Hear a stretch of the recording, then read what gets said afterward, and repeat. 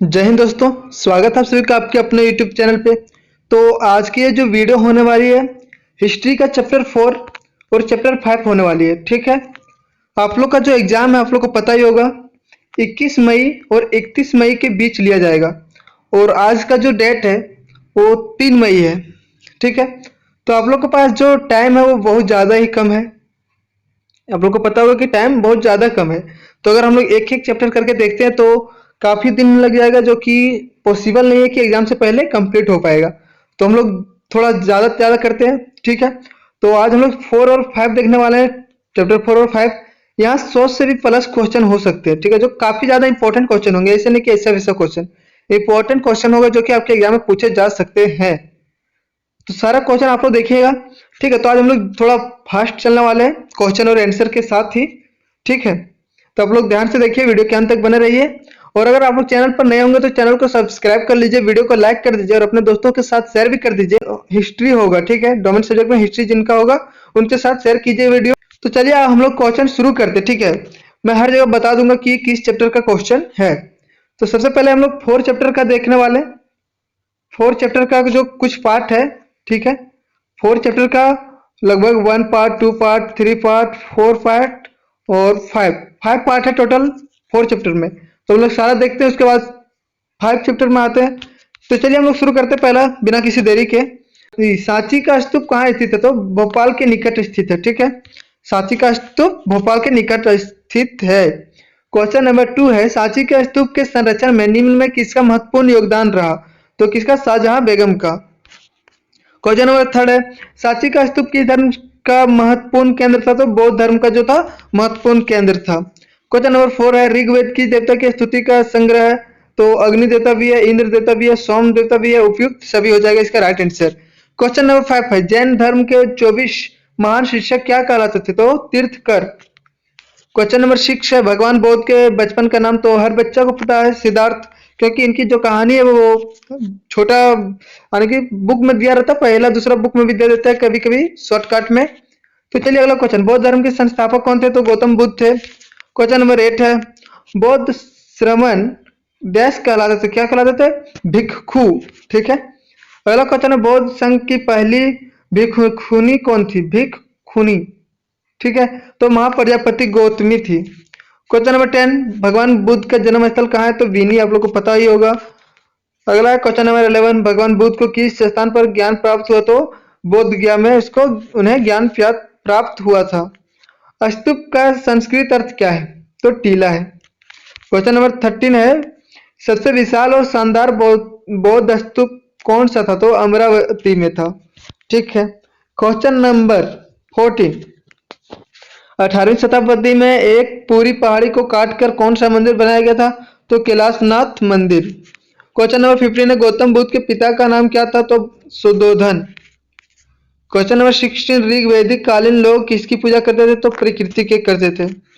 Question number 17 है, हीनयान पुस्तक किस भाषा में? तो पाली भाषा में है। क्वेश्चन नंबर 18 है, धर्म ग्रंथ सूत्र पिटक किस धर्म से संबंधित है? तो किस धर्म से? बौद्ध धर्म से। क्वेश्चन नंबर 19 है, त्रिपिटक साहित्य संबंधित है? किससे? बौद्ध धर्म से ही है। क्वेश्चन नंबर 20, क्वेश्चन नंबर 20 है, प्राचीन भाषा में धर्म की शुरुआत किस शासक ने की थी? तो अशोक ने की थी। ठीक है, तो आप लोग देख सकते हैं जो 4 चैप्टर का है पार्ट 1 वीडियो। पार्ट 2 में हम लोग चलते हैं बिना किसी देरी के। देर नहीं करना, हमको जल्दी करना है क्योंकि बहुत कम टाइम है आप लोग के पास।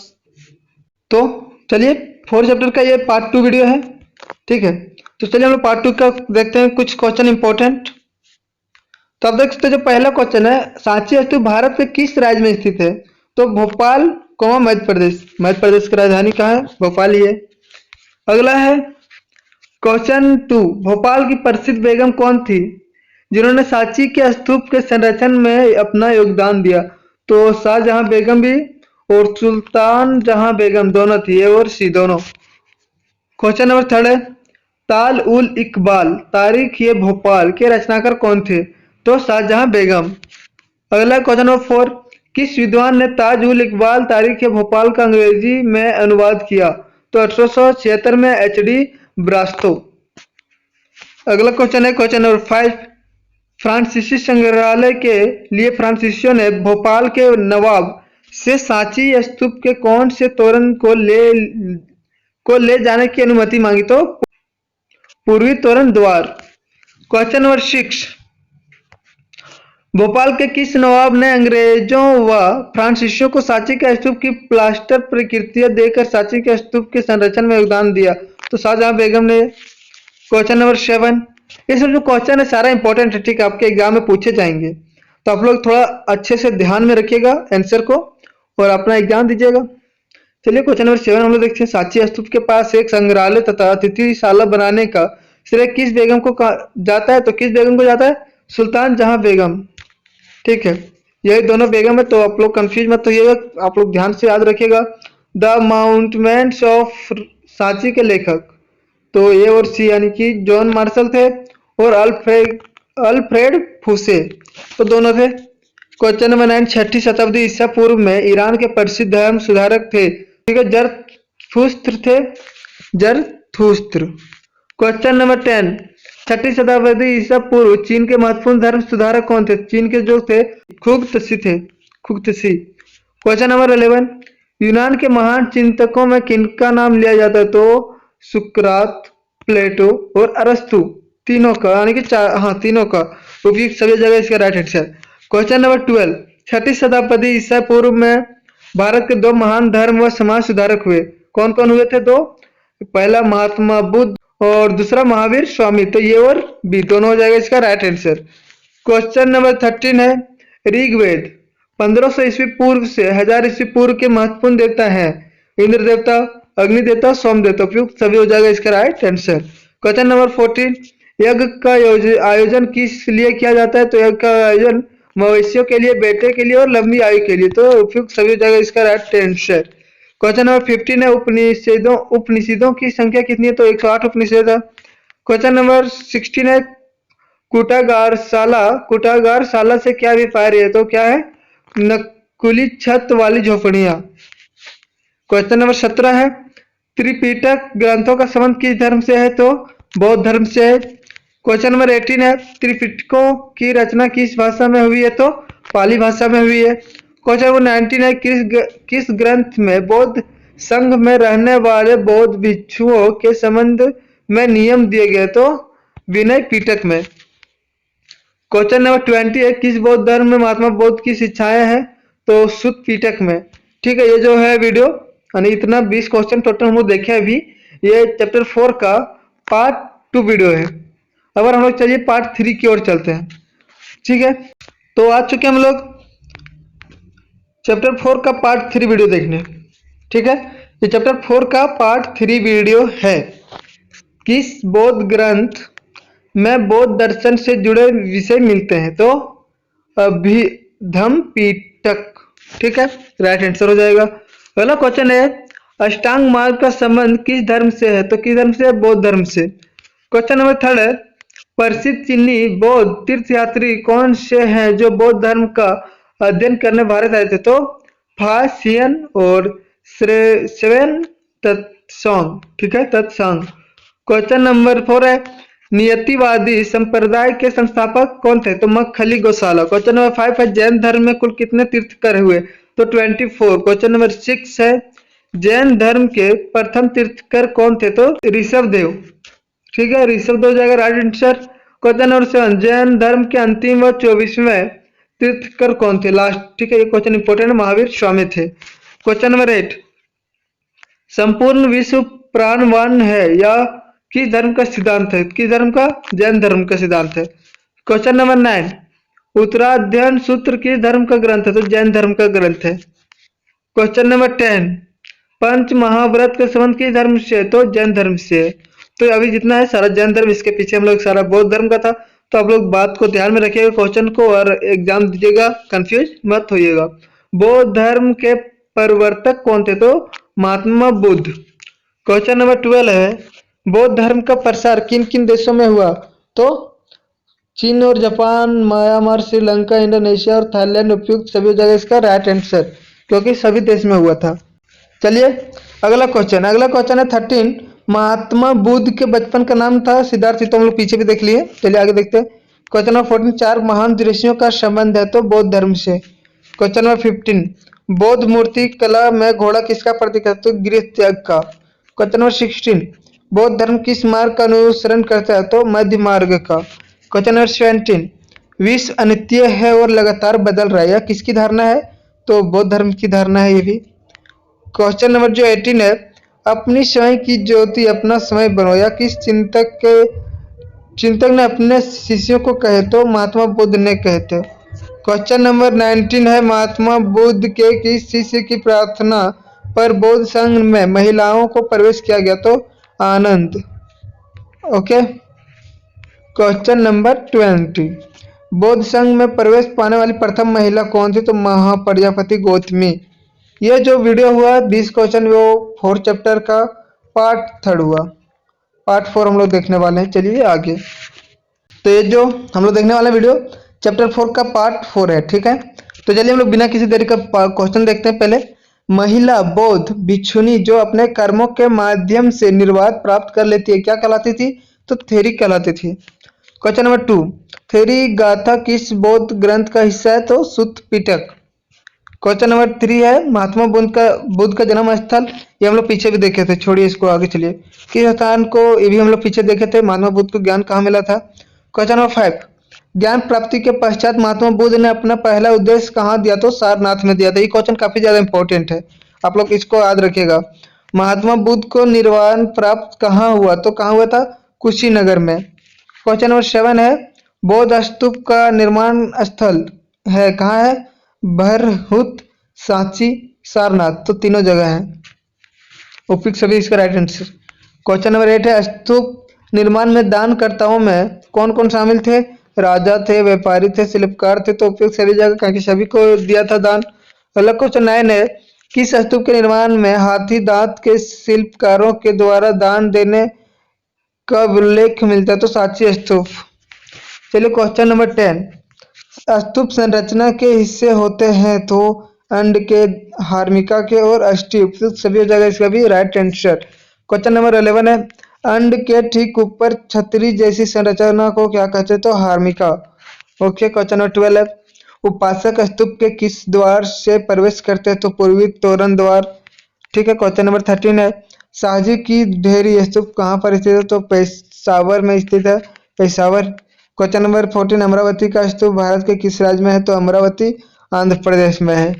क्वेश्चन नंबर 15 किस वर्ष अमरावती के स्थानीय राजा वसु रेड्डी नायडू को मंदिर के निर्माण की खुदाई करते समय अमरावती के स्तूप के अवशेष मिले 1796 ईस्वी में मिले थे।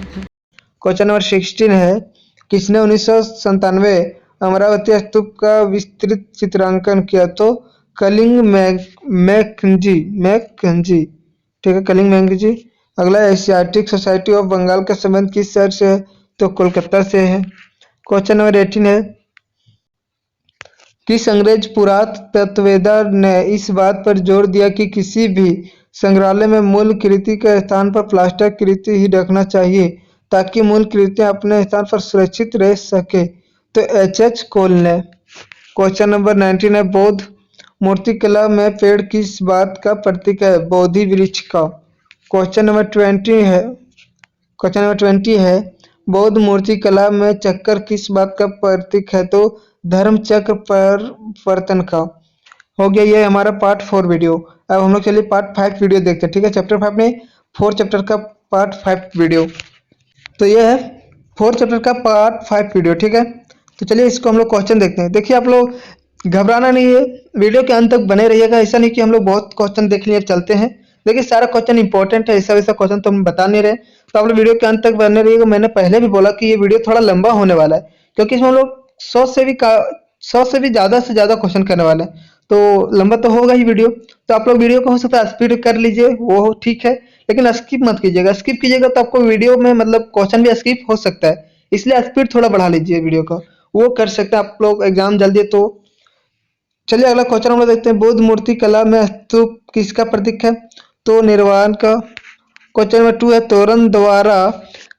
तोरण द्वार के किनारे पेड़ की शाखाएं पकड़कर झूलती महिलाएं कौन है तो साल भंजिका कहा जाता था उन महिलाओं को।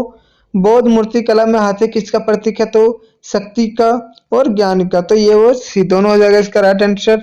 इतिहासकारों के मत अनुसार बौद्ध मूर्ति कला में कमल पर आसन व हाथियों के बीच स्थित महिला कौन है? तो गजलक्ष्मी और महात्मा बुद्ध की माँ माया। तो ये और बी दोनों हो जाएगा इसका राइट आंसर। क्वेश्चन नंबर 5 है, अजंता की गुफाएं भारत के किस राज्य में? तो ये तो हर बच्चे को पता है, महाराष्ट्र में है अजंता की गुफा। किस विद्वान ने आरंभ में सांची के वृक्ष और सर्प पूजा का केंद्र माना? तो जैन फर्गुसन फर्गुसन। अगला क्वेश्चन, क्वेश्चन नंबर 7, महायान और हीनयान किस धर्म की शाखाएं हैं? तो बौद्ध धर्म की। क्वेश्चन नंबर 8 है, बोधिसत्व का संबंध बौद्ध धर्म के किस शाखा से है? तो महायान से। क्वेश्चन नंबर 9 है, बौद्ध धर्म में विभाजन के समय पुरातन परंपरा के अनुयायी क्या कहलाए? तो हीनयान कहलाए। क्वेश्चन नंबर 10, पृथ्वी पर पाप के नाश के लिए विष्णु समय समय पर अवतार लेता है। विष्णु समय समय पर अवतार लेता है। यह सिद्धांत किस विचारधारा से संबंधित है? तो वैष्णववाद। क्वेश्चन नंबर 11, वैष्णववाद में विष्णु के कुल कितने अवतारों की कल्पना की गई है? विष्णु, कृष्ण, राम। तो टोटल इनके 10 अवतार की कल्पना किया गया वहां पे।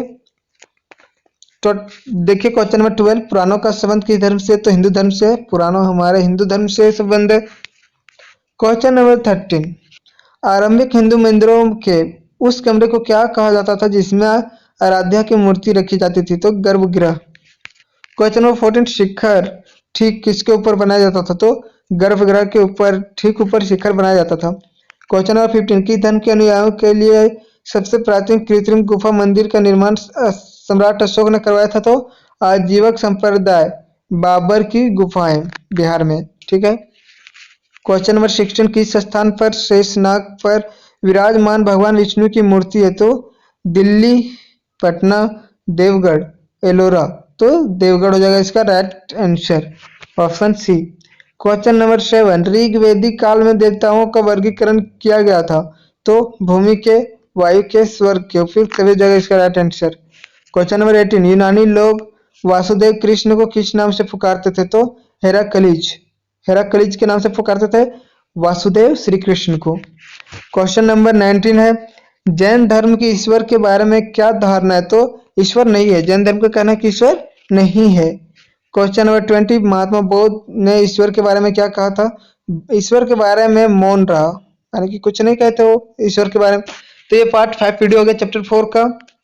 Chapter 4 part 5 complete. अब हम लोग देखते हैं चैप्टर 4 का पार्ट 6 एक और है लास्ट, इसके बाद हम लोग 5 चैप्टर में आ जाएंगे। तो चलिए पार्ट 6 भी देख लेते हैं। तो चलिए चैप्टर 4 का पार्ट 6 वीडियो हम लोग देखते हैं। तो यह है पहला क्वेश्चन, जातक कथाओं का संबंध किस धर्म से? तो बौद्ध धर्म से। ठीक है। क्वेश्चन नंबर दूसरा है, त्रिरत्न का संबंध किस धर्म से? तो बौद्ध धर्म से ही है। क्वेश्चन नंबर तीसरा, वेद कितने? तो वेद 4 वेद है। कौन कौन वेद है आप लोग कमेंट कीजिए। ठीक है, काफी इंपॉर्टेंट है। वेदों की भाषा क्या? तो संस्कृत है। क्वेश्चन नंबर 5 है, महाबलीपुरम के मंदिर कहाँ स्थित है? तमिलनाडु में स्थित है। क्वेश्चन नंबर 6, देवगढ़ का मंदिर कहाँ स्थित है? तो उत्तर प्रदेश में स्थित है। क्वेश्चन नंबर 7, बराबर गुफाएं कहाँ है? तो बिहार में, पीछे भी बताएं। तो ये हो गया 7 क्वेश्चन पार्ट 6 में। तो इतना ही क्वेश्चन। टोटल हम लोग 4th चैप्टर में कितना क्वेश्चन देखें? 6 पार्ट है जिसमें कि टोटल 20-20 क्वेश्चन था। तो 107 क्वेश्चन हम लोग देखे केवल 4 पार्ट से, जो कि इंपॉर्टेंट क्वेश्चन है। ऐसा क्वेश्चन नहीं है और सिंपल क्वेश्चन है। अगर आप लोग 1 से 2 बार ध्यान से अगर वीडियो को देख देते हैं तो आप लोग को याद रह जाएंगे। अब हम लोग चलते हैं चैप्टर 5 की ओर। ठीक है, चैप्टर 5 में ज्यादा क्वेश्चन नहीं है, उसमें कुछ कम क्वेश्चन है, ज्यादा नहीं है। तो आप लोग वीडियो के अंत तक बने रहने के लिए धन्यवाद, और कुछ देर और बने रहिए, बस आप लोग को समझ आ जाएगा अच्छे से। ठीक है, तो अगला वीडियो हम लोग जो लाएंगे उसमें 6, 7 और 8 कवर कर देंगे, तो जल्दी कंप्लीट हो जाएगा आप लोग का। तो चलिए हम लोग देखते हैं चैप्टर 5। तो चलिए, ये जो वीडियो यहाँ से जो क्वेश्चन होने वाला है वो चैप्टर 5 का पार्ट 1 होने वाला है। आप लोग को टेंशन नहीं लेना है, इसमें 2 ही पार्ट है। ठीक है, पार्ट 1 और 2। तो दोनों पार्ट में हम लोग कुछ वीडियो देखेंगे, यानी कि कुछ क्वेश्चन देखेंगे जो इंपॉर्टेंट है।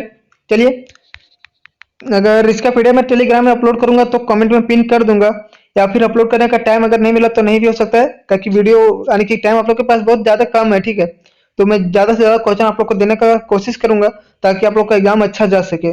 तो जो चैप्टर 5 का जो पहला क्वेश्चन आप लोग देख सकते हैं, दिख रहा होगा, किताब उल हिंद किसने लिखी? पुस्तक का नाम है किताब उल हिंद, जो कि अल बिरूनी ने लिखी थी। क्वेश्चन नंबर 2, वे कौन से विषय हैं जिन पर यात्रियों ने अपने खाते संकलित किए? तो अदालत के मामले, धार्मिक मुद्दे और वास्तुकला। तो फिर सभी हो जाएगा इसका राइट आंसर। क्वेश्चन नंबर 3, 15वीं शताब्दी में हमें विजयनगर का सबसे महत्वपूर्ण विवरण किसने दिया? तो अब्दुल रजाक। क्वेश्चन नंबर 4 है, निम्नलिखित में कौन सा यात्री 17वीं शताब्दी के दौरान भारत आया था? तो फ्रांसवा बर्नियर जो है 17वीं शताब्दी के दौरान भारत आया। अगला क्वेश्चन है, रिहला के लेखक कौन है? तो इब्न बतूता। ठीक है, इब्न बतूता इनके लेखक हैं। पतंजलि के व्याकरण पर काम सहित कई संस्कृति कार्यों का अरबी में अनुवाद किसने किया? तो किसने किया था? अल बिरूनी ने किया था। क्वेश्चन नंबर 7, अल बिरूनी ने भारत में रुचि कहाँ विकसित की? तो गजनी। ठीक है। क्वेश्चन नंबर 8, निम्नलिखित युग्मों से ज्ञात कीजिए कि कौन सा सही सुमेलित है? तो किताब उल हिंद अल बिरूनी के दोनों जो है किताब है और उसके लेखक है, तो ये सही युग्म है। ठीक है। अगला क्वेश्चन है 9, इंगित करें कि निम्नलिखित में से कौन सा कथन सही नहीं है? यानी कि फ्रांसवा बर्नियर 17वीं शताब्दी में पुर्तगाल से भारत आया था, तो ये सही नहीं है, ये गलत है। बाकी ये तीनों सही, आप लोग इनको भी देख लीजिएगा। उसी तरह ऑप्शन में ये रहे कि कौन सही है, तो इस तरह से आप लोग एक ऑप्शन देख लीजिए। अगला है, इब्न बतूता डैश वर्षों के लिए भारत में रहा? कितने वर्ष? 12 वर्ष। क्वेश्चन नंबर 11 है, इब्न बतूता के अनुसार निम्नलिखित में से कौन सा शहर सबसे बड़ा था? तो दिल्ली जो था सबसे बड़ा था। क्वेश्चन नंबर 12 है, travels in the Mughal empire पुस्तक किसने लिखी? ट्रेवल्स इन द एम्पायर यानी कि travels in the Mughal empire जो पुस्तक है फ्रांसवा बर्नियर ने लिखी थी। ठीक है। अगला क्वेश्चन हम लोग देखते हैं, क्वेश्चन नंबर 13, अल बिरूनी द्वारा लिखित पुस्तक निम्नलिखित में से कौन सी थी? तो कौन सी थी? किताब उल हिंद। क्वेश्चन नंबर 14, रोमांचक अवसरों में भरे शहर के रूप में दिल्ली की स्थापना किसने की? तो दिल्ली की स्थापना जो है इब्न बतूता ने की थी। क्वेश्चन नंबर 15, किस पुर्तगाली लेखक ने दक्षिण भारत में व्यापार और समाज का विस्तृत विवरण दिया? तो डुआर्टे बारबोसा। ठीक है, डुआर्टे बारबोसा ने दिया। चलिए आगे हम लोग अगला क्वेश्चन देखते हैं। क्वेश्चन नंबर 16, निम्नलिखित में से कौन अल बिरूनी द्वारा चर्चा की गई बाधाओं में से एक नहीं था? तो पूर्वी समाजों में दास्ता। क्वेश्चन नंबर 70 है, निम्नलिखित में कौन सा कथन गलत है? तो आप लोग देख सकते हैं ये गलत है, पढ़ देते हैं। अब्दुल रजाक शायद एकमात्र इतिहासकार हैं जिन्होंने शाही कारखानों या कार्यशालाओं के कामकाज का विस्तृत विवरण प्रदान किया है, तो ये जो है सब गलत है। ठीक है, ये क्वेश्चन नहीं आएगा, इंपॉर्टेंट उतना नहीं है, लेकिन आप लोग ध्यान में रखिएगा, क्या पता आ जाए। 17वीं शताब्दी के दौरान इनमें से कौन सा फ्रांसीसी यात्री जो है आया था? कौन सा आया था? Francois Bernier. ठीक है। क्वेश्चन नंबर 19 हम लोग देखते हैं, अल बिरूनी का जन्म कहाँ हुआ? तो ये जो है ख्वारिज़म में हुआ था इनका जन्म। अगला क्वेश्चन है क्वेश्चन नंबर 20, अल बिरूनी को किन भाषाओं का ज्ञान था? तो हिब्रू, अरबी और फारसी तीनों भाषा का ज्ञान था। ठीक है, तो चैप्टर 5 का पार्ट 1 हमारा कंप्लीट हो चुका है। चलिए हम लोग पार्ट 2 की ओर बढ़ते हैं। चलिए चैप्टर 5 का पार्ट 2 वीडियो है ये। ओके, तो चलिए क्वेश्चन हम लोग देखते हैं, मोहम्मद गजनबी ने ख्वारिज़म पर हमला कब किया? तो 1017 ईस्वी में। ठीक है। क्वेश्चन नंबर 2 है, अल बिरूनी भारत में कितने वर्षों तक रहे? 70 वर्षों तक रहे। क्वेश्चन नंबर 3 है, किताब उल हिंद किस भाषा में लिखी गई? तो अरबी भाषा में लिखी गई है। क्वेश्चन नंबर 4 है, किताब उल हिंद में कितने अध्याय यानी चैप्टर है? तो 80 है टोटल अध्याय।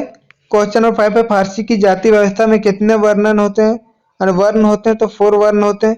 क्वेश्चन नंबर 6 है, फारस के 4 वर्णों में घुड़सवार, शासक वर्ग और क्या है? पुरोहित। क्वेश्चन नंबर 7 है, अल बिरूनी ने ब्रह्मवादी व्यवस्था में डैश को पूर्ण रूप से गलत बताया? तो अस्पृश्यता को गलत बताया था। क्वेश्चन नंबर 8 है, इब्न बतूता का जन्म कब और कहाँ हुआ था? तो 1304 में मोरक्को में हुआ था। अगला क्वेश्चन है 9, इब्न बतूता को डैश यात्री कहा जाता? तो हठीला यात्री कहा जाता है उनको। क्वेश्चन नंबर 10 है, निम्नलिखित में इब्न बतूता ने कहाँ की यात्रा नहीं की है? तो फ्रांस की यात्रा नहीं की थी। क्वेश्चन नंबर 11, इब्न बतूता ने भारत की यात्रा के लिए कब निकले थे? तो 1332 में निकले थे। इब्न बतूता 1335 में किस स्थान पर पहुंचे थे? तो सिंध में पहुंचे थे। क्वेश्चन नंबर 13 इब्न बतूता अपने घर वापस कब गए? तो 1347 में गए। क्वेश्चन नंबर 14 रिहा पूछता किस भाषा में है? तो अरबी भाषा में। क्वेश्चन नंबर 15 भारत की डाक प्रणाली में सिंध से दिल्ली की यात्रा करने में कितना समय लगता था? तो 5 दिन का जो है समय लग जाता था। क्वेश्चन नंबर 16 है अश्व डाक व्यवस्था में कितनी दूरी पर राजकीय घोड़े होते हैं? तो 4 मील। ठीक है, अगला क्वेश्चन 17 फ्रांस बर्नियर का जन्म कब हुआ? तो 1920 ईस्वी में हुआ। क्वेश्चन नंबर 18 है फ्रांसवा बर्नियर भारत में कब से कब तक रहे थे? तो 1956 से 1968 तक। क्वेश्चन नंबर 19 है फ्रांसवा बर्नियर भारतीय व्यवस्था की तुलना किसने की? तो पश्चिमी देशों से की। किसी से की है, ठीक है, किसी से, तो पश्चिमी देशों से की। क्वेश्चन नंबर 20 है किसी यात्री ने सती प्रथा अपनी पुस्तक में सती प्रथा की आलोचना की है, सती प्रथा के बारे में आलोचना की है, तो फ्रांसवा बर्नियर ने अपनी पुस्तक में उसकी आलोचना की है। तो ये जो वीडियो हो चुका है हमारा चैप्टर 4 और 5 दोनों हो चुका है कंप्लीट। आप लोग वीडियो के अंत तक बने होंगे तो उनके लिए उसके लिए धन्यवाद। आप लोग का एग्जाम अच्छा जाएगा। आप लोग बस ध्यान से क्वेश्चन को देखिए और नोट नहीं करना, बस याद रख लीजिए, याद रह जाएगा। ज़्यादा टाइम आप लोग के पास है नहीं, तो वीडियो को अपने दोस्तों के साथ शेयर भी कर दीजिए और चैनल पर नए होंगे तो चैनल को सब्सक्राइब भी कर लीजिए। मिलते हैं अगले वीडियो में, तब तक के लिए बाय एंड टेक केयर, अपना ध्यान रखिएगा और जय हिंद, जय भारत, जय श्री राम।